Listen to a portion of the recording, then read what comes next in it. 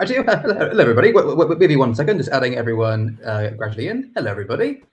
Sorry for the delay, everybody. We've had a few technical difficulties, but we seem to all be here now. I think that's everyone I need to add. Rightio. Hello everyone. Welcome to the Autistic Aces panel. Welcome. Hello guys. Hello gals. Hello non-binary pals.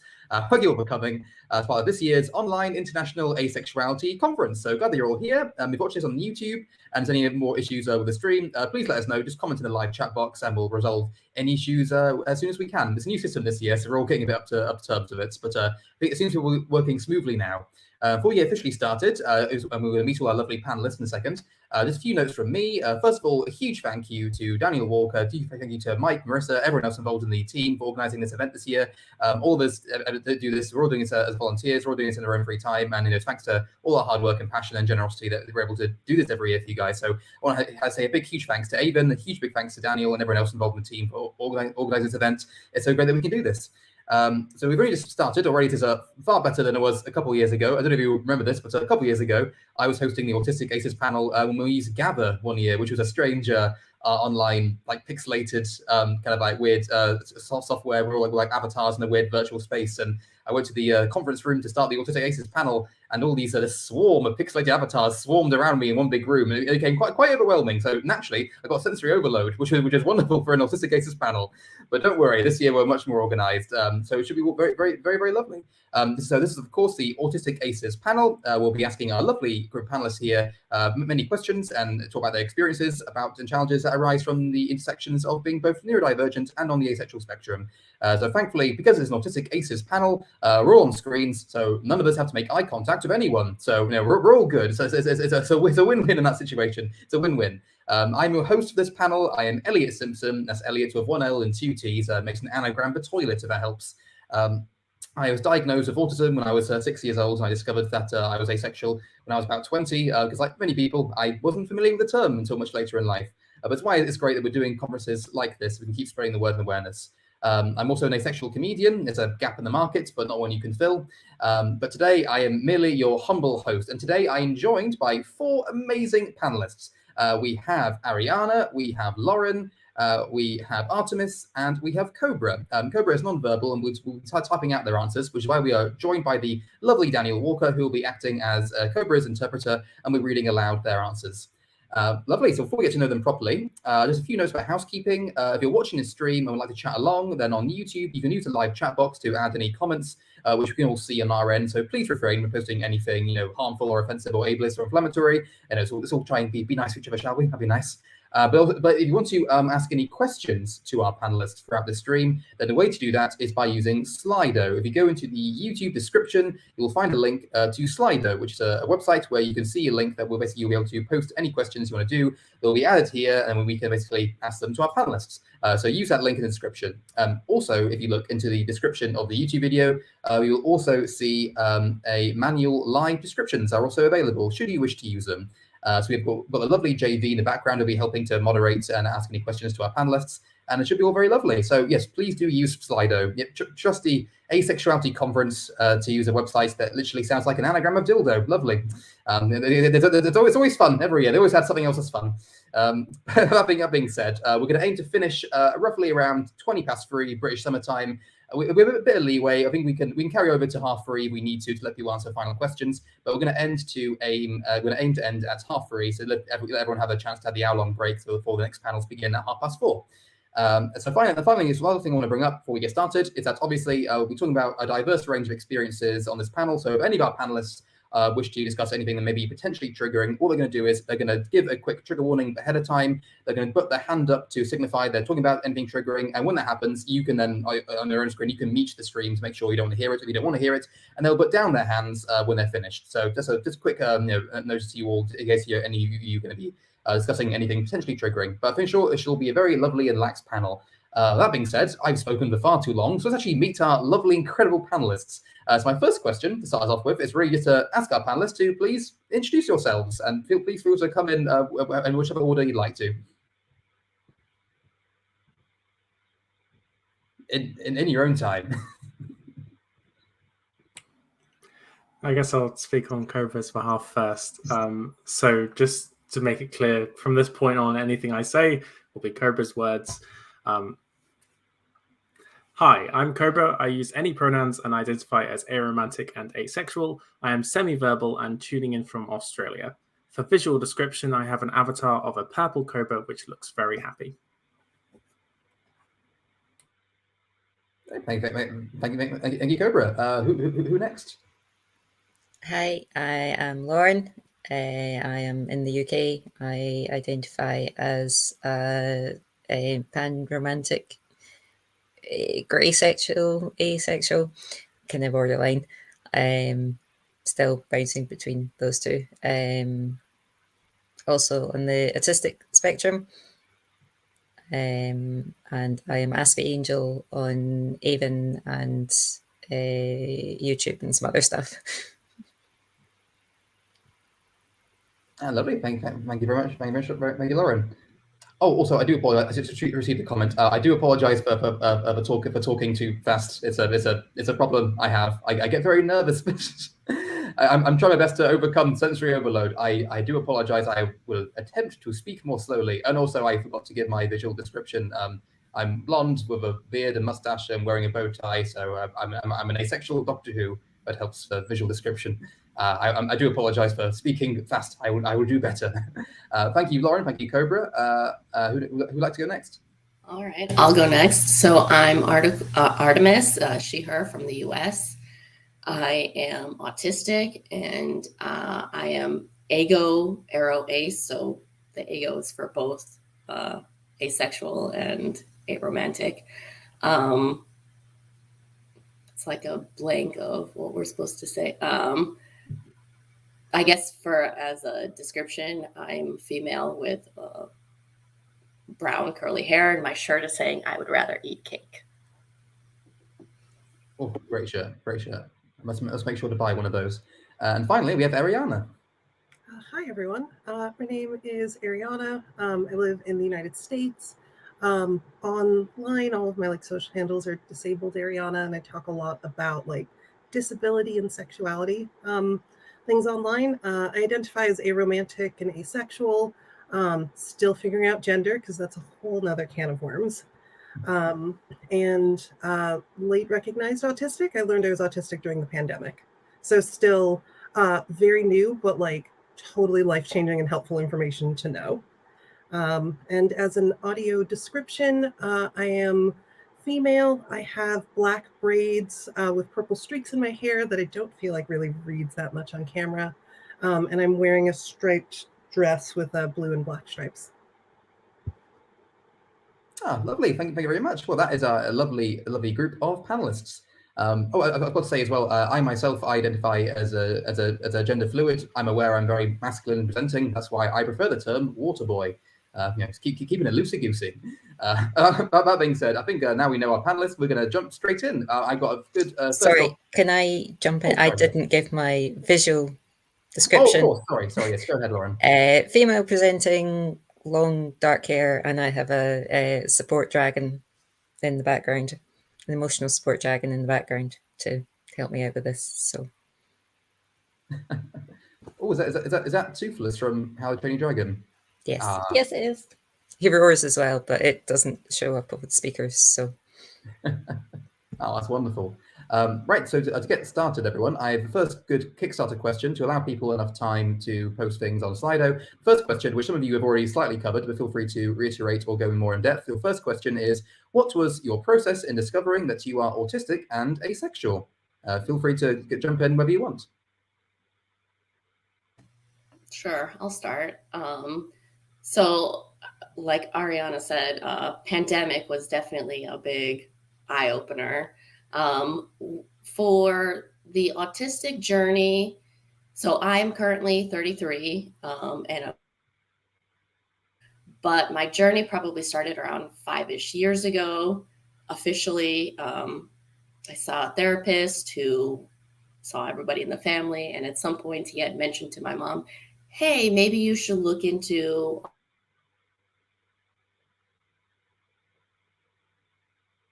researching. I started going, this makes sense. This explains so much.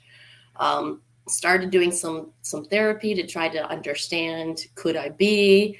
There was a lot more social anxiety, did some group therapy with other autistics, and it definitely resonated a lot with the things that they were saying, and they were able to kind of validate some of my own behaviors that were not really normal within the family, things that my parents could not really understand about me.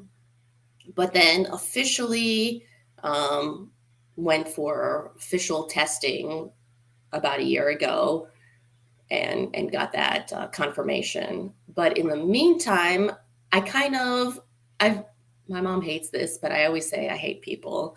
Now I kind of understand what that really means for me. But what happened for the asexual journey, I kind of thought, based on the way that I like my TV and movies and books, I'm always big into the whole childhood friends to lovers trope. And so I kind of thought that I was demisexual without ever understanding that demisexual is under the ace umbrella. So I just thought, oh, you need a deep connection to feel something. And I was like, well, I don't people, so who knows if that's ever going to happen. And then I was watching a TV show, a Netflix show, which if you're in Discord, you can see my avatar is from the show Julie and the Phantoms. And as I was watching and kind of interacting with people, I was like, I think one of them could be, ace. Turns out I think everybody's on the ace spectrum. But, if anybody wants to talk about Julie and the Phantoms, I'm always here. And I was doing research on kind of what that means and I'm a big writer, so how do I write? And YouTube spiral just suddenly went, me?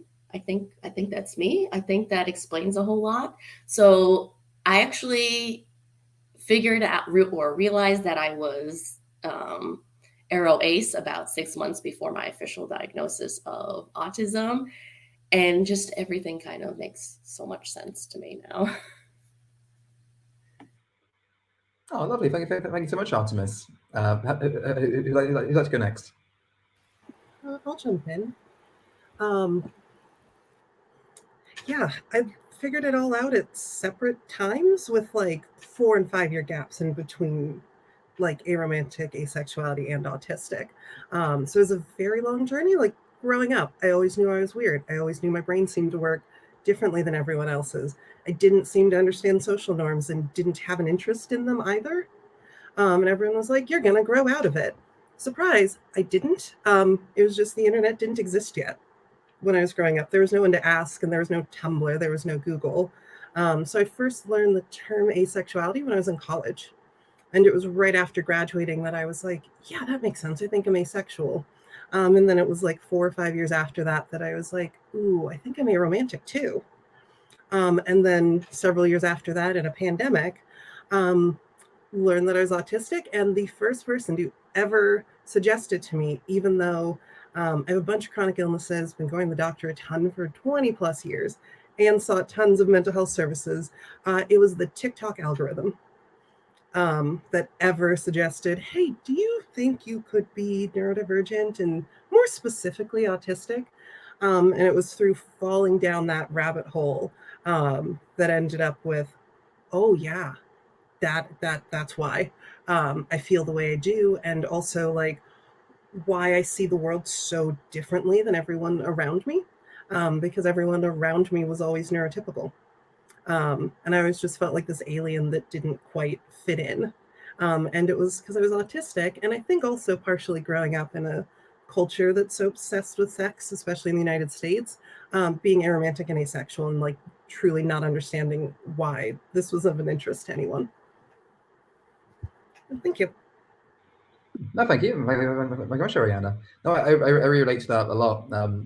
Interesting, because I found out I knew I was autistic when I was very, very young. I think really that kind of made it harder for me to accept I was asexual later, because I always try and conflate the two. And it's when you're like the only neurodivergent person in a group of neurotypical people, there's a lot of stigma around you in the way you think about yourself. So it's really enlightening. Thank you very much for that. Right, who'd like to go next?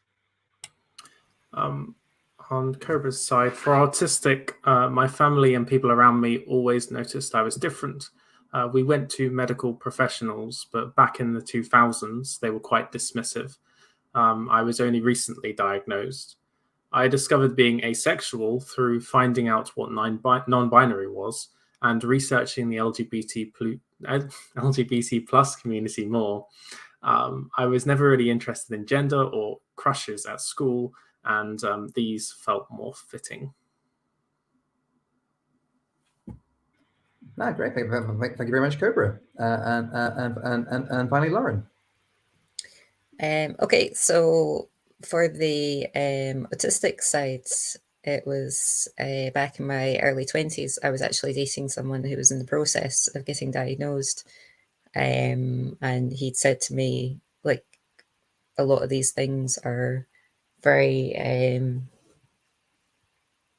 similar. Like, there was a lot of things that just we both had the same things. And he was the first one that said to me, "Do you think you might be on the autistic spectrum?" So it just kind of carried on from there. And I became more aware of the autistic spectrum and the community, and really related to it so much more. And it was like, yeah, no, this definitely explains why my brain's the way it is. And then it was only about 5-ish years ago that I found out about the asexual stuff. Because I had a friend at uni who was like openly asexual, but I didn't want to ask too many questions to her because I didn't want to be prying or personal if she wasn't comfortable talking about it. So it took about a year of knowing her before I actually went and found out all the research behind all that side of things. And then it was just another light bulb moment, like that fits as well. So since then, it's been kind of just exploring which specific labels within those umbrellas actually fit me, and trying to figure out the navigate the different things along the way as well. Oh, lovely. Thank you so much, Lauren. Honestly, I never get tired of this feeling so heartwarming to hear about people's the experiences of feeling so liberated when they finally discover the term asexuality and how much it means to them. I think all of us can relate. All of us knew how liberating that moment felt, and to me, nothing's ever felt better than that when that moment happened. And it's so lovely to hear the same from everyone else. Thank you so much for talking about that, guys. Thank you, peeps. I think that being said, we're going to move on to our next question. Thank you very much, JV. We have our next question down below, which is: do you think being asexual would/does influence the process of getting an autism diagnosis? If officially diagnosed, did you think about the positive and negative aspects that might have on your life? Anyway, I will give you some of you a chance to think about that. I guess I can talk about my own experiences very quickly. Well, so I was diagnosed with autism before I was diagnosed with I don't know. Before I realised I was asexual. I don't really. So I'm not really sure. I'm interested to hear about those of you who it was a way around for you. But I think if it was for me the other way around, I'm not sure how I'd feel, because I feel a lot of negative stigma around just being autistic anyway, because the society is very ableist, and I always felt like I was treated as an outcast just for being autistic. So the acceptance of trying to find myself a bit of thing and another outlier to be in society was harder for me to accept and to come to terms with. That's more due to the general disableism and bigotry there is in society. But I'm very curious to hear what your guys' experiences. So I'm happy to open the floor to let any of you answer first, whoever would be more comfortable answering first. Well, I have been really struggling to get an official diagnosis because the resources for adult females in particular are really not great. That is, especially the process of getting diagnosed, the tests all seem more geared towards male autism. And of course, female autism can present in different ways because reasons.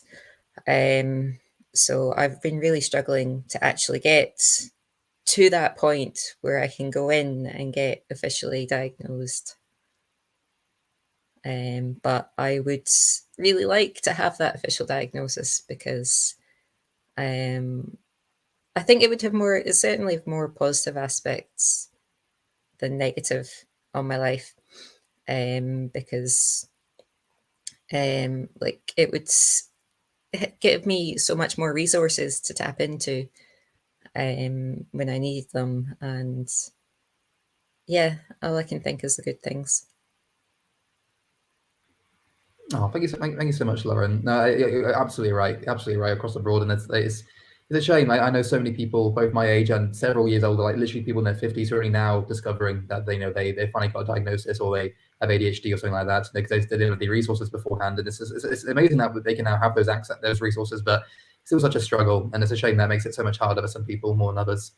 Thank you for sharing that, Lauren. Right, who would like to go next?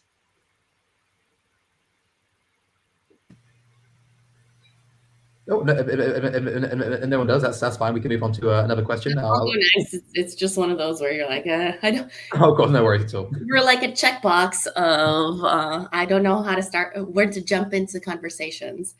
So, like I mentioned, I kind of realized the asexual aspect probably 6-ish months, and so I think maybe as I was realizing the asexuality, maybe that's when I started pushing more of, okay, I've been to some therapists who have, understand autism, but I want to really push forward for an official diagnosis, because there's just so much of my life is, who am I? Why am I the way I am? This whole big, I hate people thing. Why can't I people very well? And I think the realizing kind of the asexual, aromantic of, oh yeah, this is part of, I don't really like people, but also with the autism is, I also don't know how to really interact and keep friendships and keep conversations going. So it all kind of coincided. So I think in some ways it did influence my process, because everything kind of was coming together on the whole. When you think of autism is a big social communication deficiencies is, part of the criteria. And the way that I don't interact or want to really interact, I think was a big influence on kind of pushing to why I think, I could be autistic. Do you think that about the positive? I think it's a very interesting thing, because I am one of those where I want children in the future, but I don't, when I envision that my future, it's not with a partner. I don't want a partner. I want to be a single mom. I have a good family and support system. But then you hear some of those negative aspects of, oh, well, if you're a diagnosed autistic, then could X, Y, and Z happen? Could it be difficult to adopt, or could something be used against you? And I don't know how true that is, especially in different locations. And when I actually brought it up to my therapist recently, she kind of looked at me and said, no, that should not impact any potential future. So I think that there are some negatives that are talked about, but it's one of those where I'm like, I don't know if it's just a rumor or how much true experience, or it's just one person's experience that is getting kind of blown out of proportion. But I think at the end of the day, there is more positive, because I understand myself more from, the autistic side and the asexual side, and I am able to be myself more. And so I know that I am able to be a better person for myself and my family from this process. No, thank you so much, Artemis. It's really interesting, because for me, it's always been that when I was diagnosed, it's always been more of an issue, a societal issue more than a personal one. It was really comforting to understand what I was and why I was the way I was. But even if I understood how I was, didn't change the fact that people in my life still treated me weirdly. I was still outcast, or I was still bullied, or people were failing to be accommodating to my needs and differences. And it's frustrating, because I feel like, I wish people in general just understood autism better, people were educated more on it. Because I mean, I don't know if you peeps relate to this at all, but I find even as an autistic person, I'm still learning about it all the time. I'm still learning things about myself I didn't really know before. I've been diagnosed since I was 6 years old. It wasn't until like 2 years ago I finally understood what like sensory overload meant, I finally understood what hyperfixations meant. And when I finally discovered that term, I turned to my left and I saw my entire cabinet of bionicles. I was like, oh yeah, that makes sense. Everything's becoming clear now. Thank you so much for sharing that, Artemis. I haven't seen any response from Cobra in the chat. So Ariana, would like to go next? Sure, I'll go next. Similar experience to Aspen. I attempted to get a formal autism diagnosis, didn't end up working. Insurance bureaucracy is basically where it ended. So yeah, I definitely think the autism and asexuality like intertwine with each other, because autism so much affects how I view the world, and is like integral to like how I move through the world.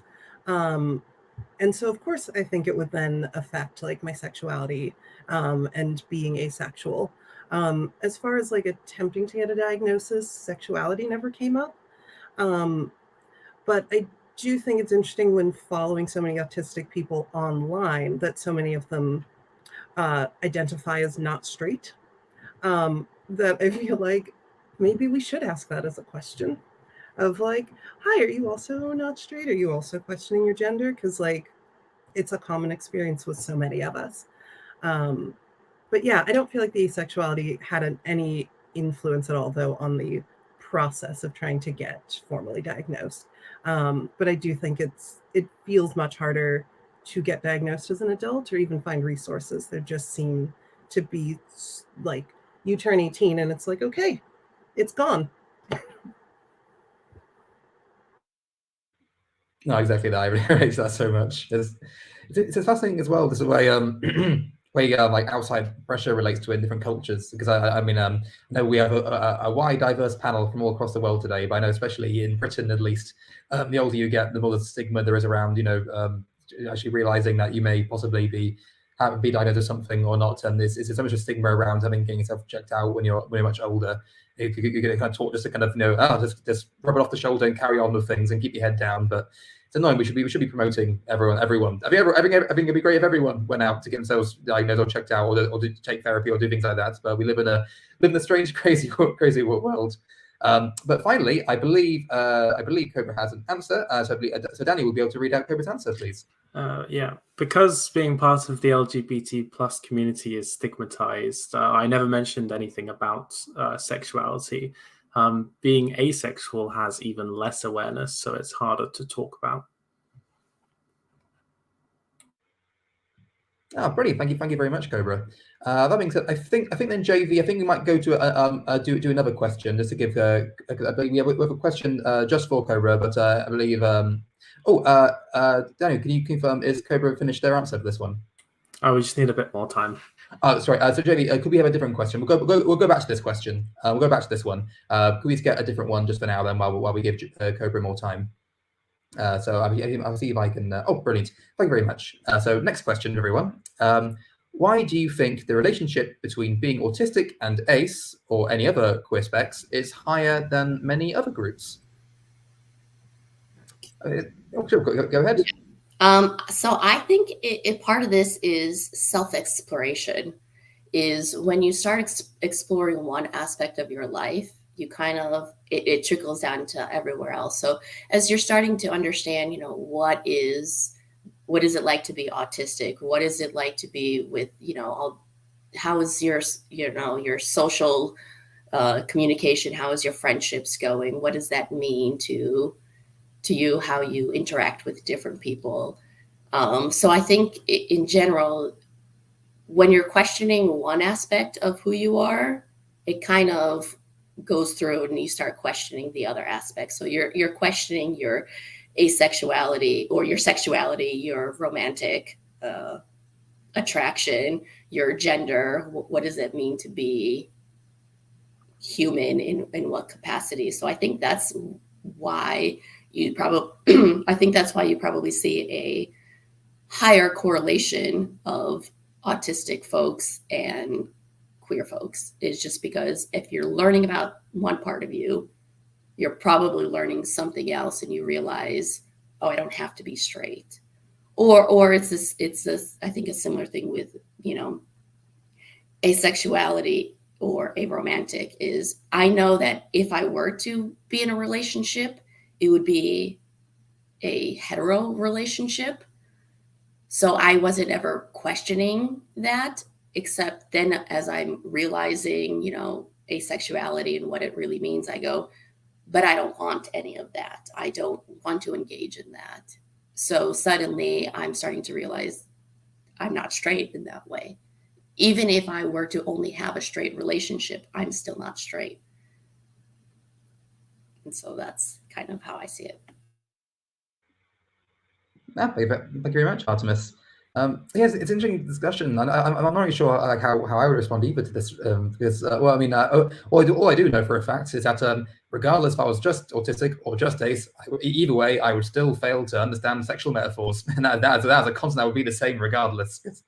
Oh boy, I don't know about everyone else abroad, but here in the UK during lockdown, when they brought out their Eat Out to Help Out campaign, that was the most confusing thing ever for an autistic asexual person. no idea what people were on about. But thank you very much, Artemis. Anyone would like to go next?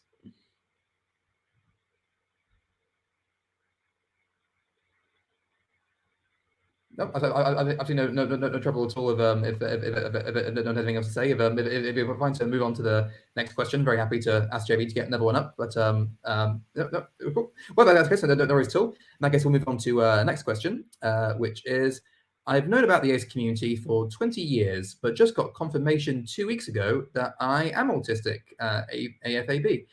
What resources would you suggest consulting? I'll go. So congrats for learning about yourself. Welcome. We're a lovely bunch. I actually found the most helpful, following actually autistic creators online. And if you have other intersections, I follow at least half my TikTok feed is specifically Black, queer, disabled autistic females. Just because there's also cultural competency around the experience of being Black and autistic might be different than being white and autistic. Also, sorry, we are international. When I say Black, I'm referring to being African American in the United States, because I know the term Black can mean different things in different parts of the world. So finding actually autistic creators and actually autistic voices to hear their experiences. Also, there are some therapies and things like that you can reach out to. You can talk to a therapist, and actually autistic therapists exist if you would like to go that route. I also did occupational therapy this year for sensory issues as an adult, not as a 5-year-old. And I found that quite helpful. I give that disclaimer because if you Google a lot of the resources, they're geared towards 5-year-olds and toddlers or parents with children, and I don't fit either of those categories. So yeah, I recommend deep diving into the internet, and also if you can make other autistic friends, that's been hugely helpful.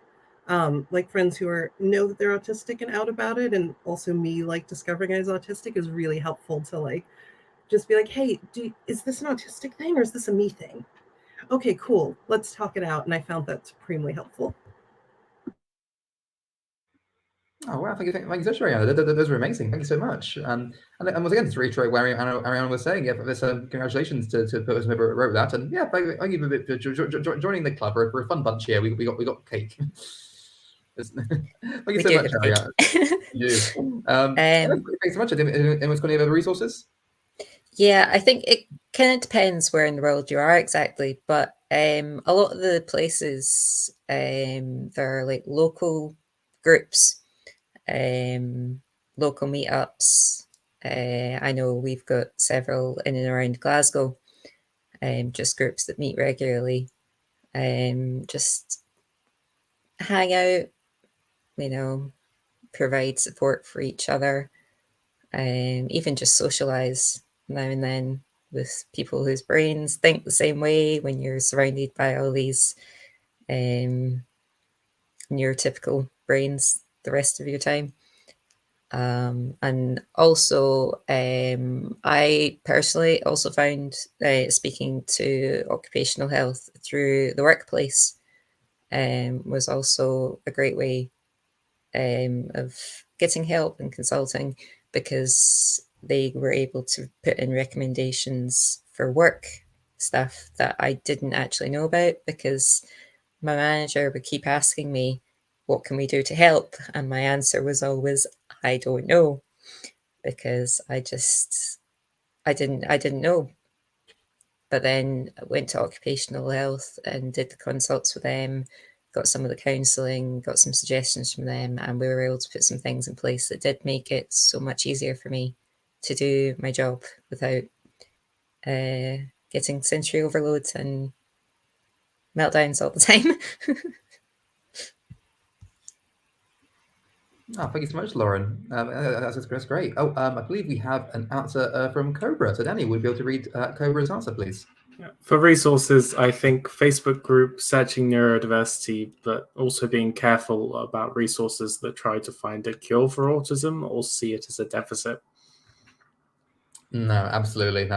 Yeah, echoing that. I think it's tricky, especially when if you're like myself, if you were diagnosed with autism when you were very young as a child, you would hope that as a kid that your parents and your local support network would be able to provide you the resources you would need to help you understand and help you be better.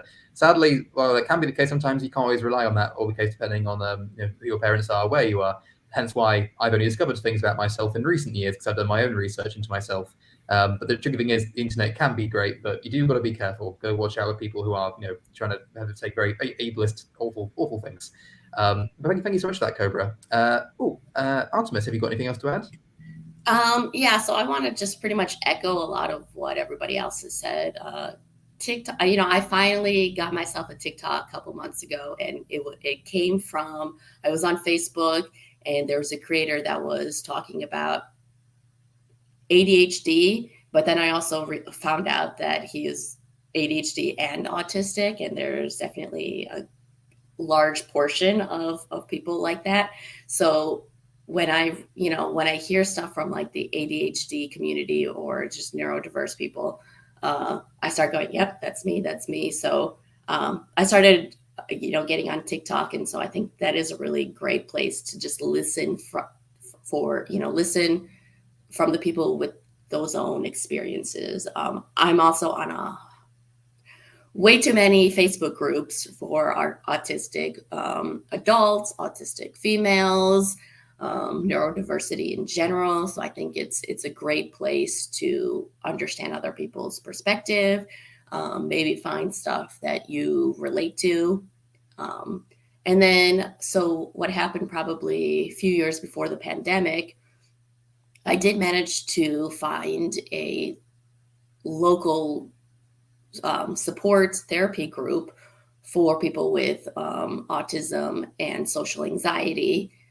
And it was really helpful to learn from other adults that some were diagnosed, some weren't, and just go, I get you. And then go back to my mom and reiterate, hey, other people do these weird things like I do. It's not just me. So if you happen to be able to find in-person resources, that's always great to just really talk with people. There are also like virtual support groups. With the way the pandemic has really kind of changed how we do in-person and virtual events, you're able to find virtual groups. So if you could find some support groups in your area, not in your area, maybe even different countries, if times allow, try to find them. But some of it's, a lot of Googling and a lot of asking people questions, because it is hard to find some resources in different locations. No, exactly. Thank you so much, Artemis. No, I again just want to thoroughly echo everyone's saying. Is the best way really is to meet other like-minded people. Meet others in your community. But then again, that's the age-old irony. The best way to learn is to talk to other people. But I'm autistic, and talking to people is terrifying. It's quite funny because I'm autistic, and so is my partner. When I told people I had a partner that they're also autistic, they stared at me and said, How do you two talk to each other? Like, I don't know. we manage it somehow. We manage it somehow. Thank you so much, everyone. Now, that being said, I think we can now go back to a previous question we had earlier, because I believe Cobra now has an answer to it. JV, would you be? Yes, thank you very much. Great. So, question just for Cobra. How does being nonverbal affect being an asexual autistic person? I think it's much harder to be taken seriously, since if you're autistic and or disabled, people often think that you have no sexuality at all. Add being nonverbal on top of that, and people may think you're just confused, as speaking is often seen as a superior way of communicating. People who are more verbal may find it easier to express how they feel and have less of a communication barrier. There is alternative communication such as writing, but it depends on your language abilities, so I'm not entirely sure. If you receive help from a carer, it is harder to research or be exposed to information about being asexual due to the stigma. Unless they are openly supportive, you may not be able to access information or tell them how you feel. A positive might be if you don't focus on being verbal, you may use the internet, typing, written word, or etc. So you may be more likely to encounter online groups and or leaflets. In-person or verbal information about asexuality is less common. Wow, thank you so much, Cobra. Really enlightening. Thank you so much. It's conscious on time, everybody. I know we started a bit late, so I think, well, I'm sure someone from the Avon team will correct me. I'm sure we're okay to maybe carry on until at least 3:30 to aim for that sort of time, because we started a bit later. Good. So just with 13-ish minutes ago, I think we've got time for maybe two or three more questions, I think, just so that everyone aware. I think we'll try and get through 2 or 3 more if we can. So that being said, the next question, thank you much, JV. Next question is, what have been your past experiences with relationships, romantic, sexual, and platonic?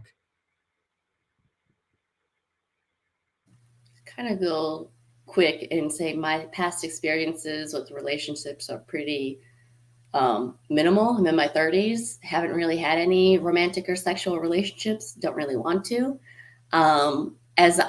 It's again, when it comes to platonic, and I think this is where a lot more of the autistic learnings and researchings and understanding about myself is.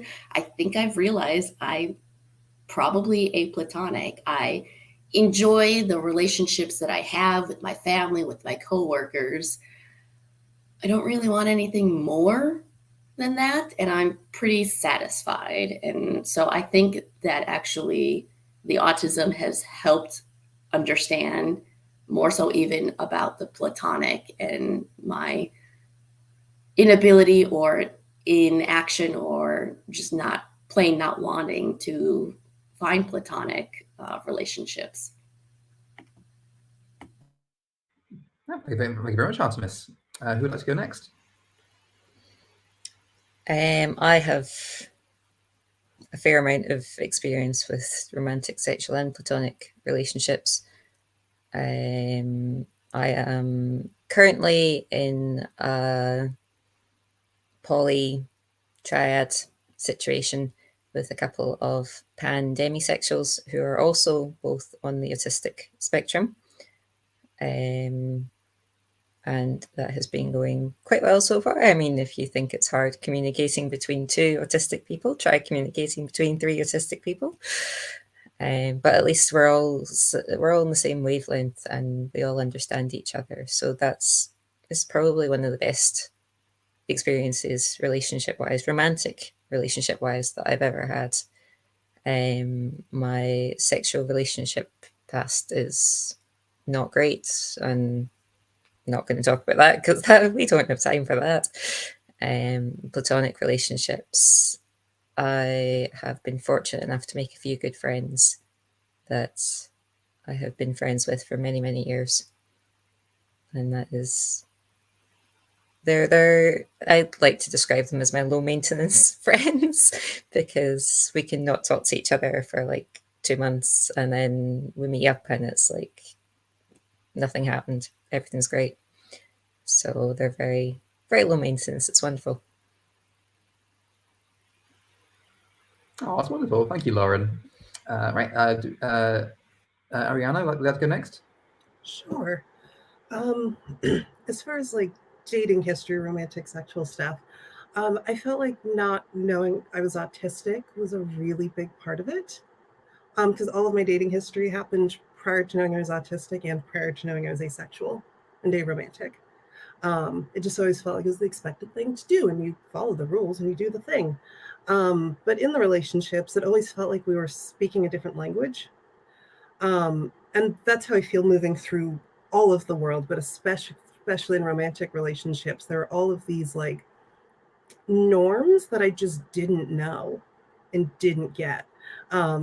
For instance, I had a partner who was like, "You never text back." And I was like, "What do you mean?" And he was like, "Well, like I'll text you and then like you won't say anything for 2 days." And I'm like, "Was that an expectation that I'm supposed to text back? Like within an hour of you texting?" And like little things like that like aren't necessarily a big deal, but like add up over time. So I think knowing I was autistic would have really helped to be like, "Hi, I'm autistic and this is how my brain works." And probably may have had a better experience with dating. But also a big sign to me that I was asexual and aromantic was that whenever I broke up with someone or the relationship ended, I always felt relief. And it was in quite a juxtaposition to my friends who were always like utterly distraught and heartbroken. And I was like, "Oh my God, yes, I can stop pretending now." Even though I like really liked the person, because no one could describe to me in a good way what does sexual attraction feel like, what does romantic attraction feel like, what is this thing that like you're doing but I can't see. As far as platonic relationships, I've had really good experiences with it. Like I have really good friends and we tend to be friends for a long time, and we all accidentally were neurodivergent but didn't know it. We all accidentally were queer and didn't know it. And so, like, I found platonic relationships to actually go really well. Oh, thank you very much, Ariana. Again, it's so fascinating to hear everyone's such different perspectives and experiences, because very, very similar to, I guess, autism, asexuality, very broad, wide spectrum as is autism. And it's interesting for me personally, the way my autism works, that I mostly struggle with reading people. I find I struggle. I can't read emotions very easily, and so in that sense, that's why I am a very hyper romantic asexual, because like I need absolutely clear cut, explicit actions and signs and words from people to know exactly what they mean, and I am desperate for validation and affection wherever I can find it. So I'm very much a very hyper romantic asexual, and that I try and is get affirmation from anyone if I can. So my motto has always been, "Snog anyone, shag no one."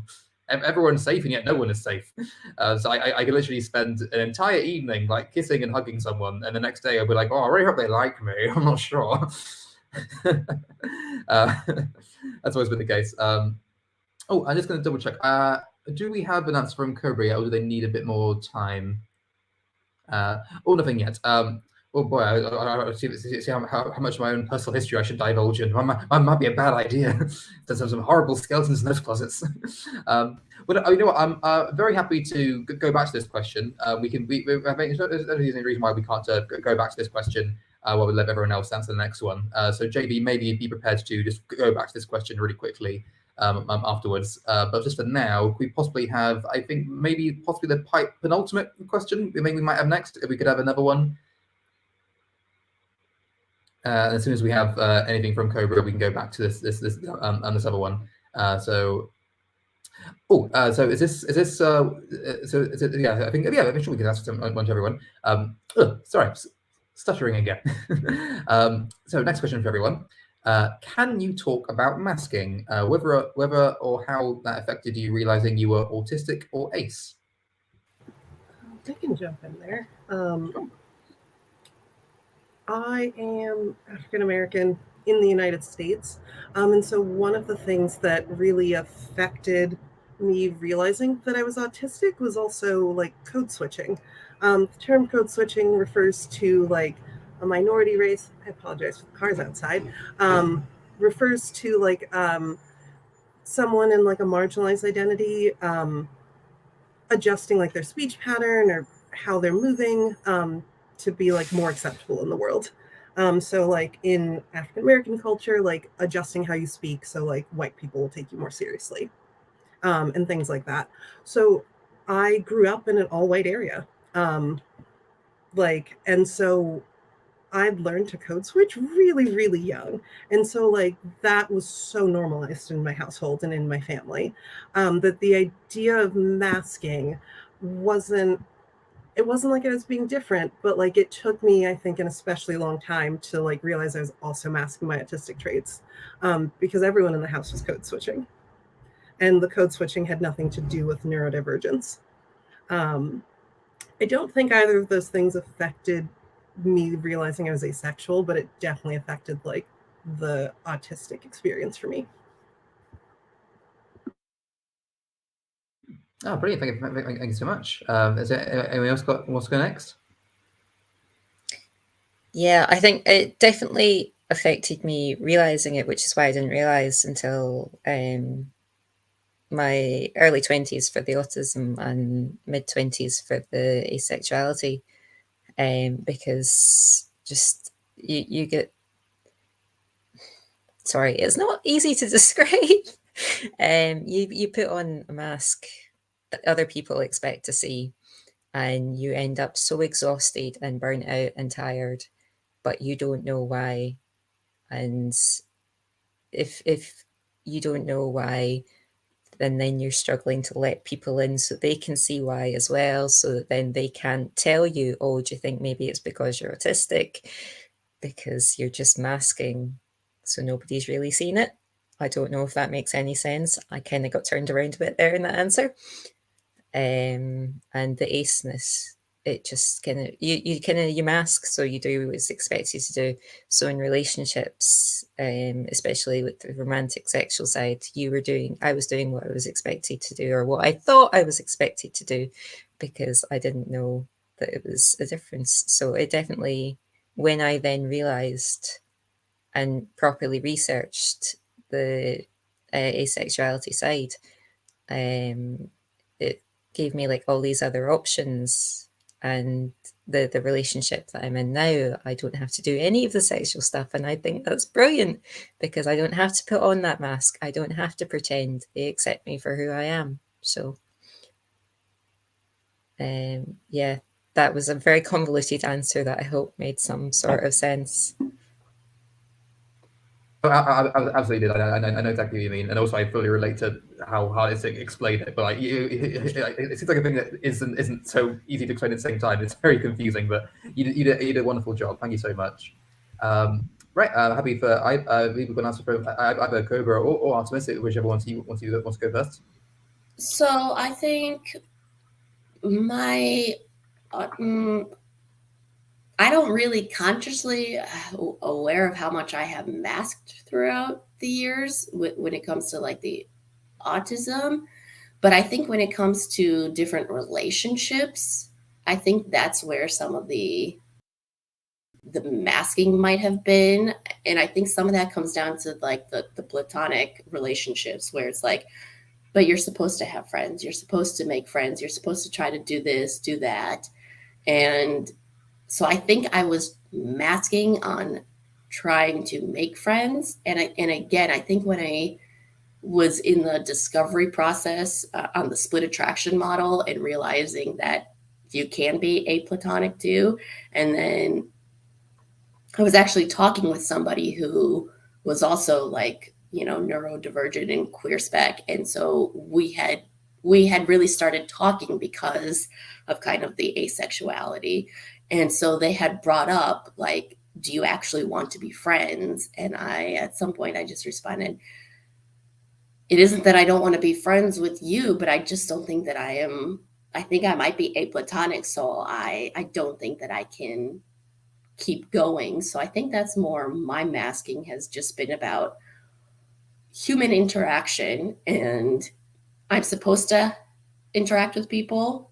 So that's where the masking, and I guess in both autistic and asexual ways, but realizing all this about myself has been able to make me go, but I don't need to. And so that's that kind of unmasking and kind of just, this is who I am. I don't need it to, I'm not actually lonely. Just because I'm alone doesn't mean I'm lonely. And I think that's a big, important thing to realize in both the autistic side and the ace, arrow, aplatonic, you know, being alone is not the same thing as being lonely. And so it's okay. No, exactly. I cannot agree more. Thank you so much, Artemis.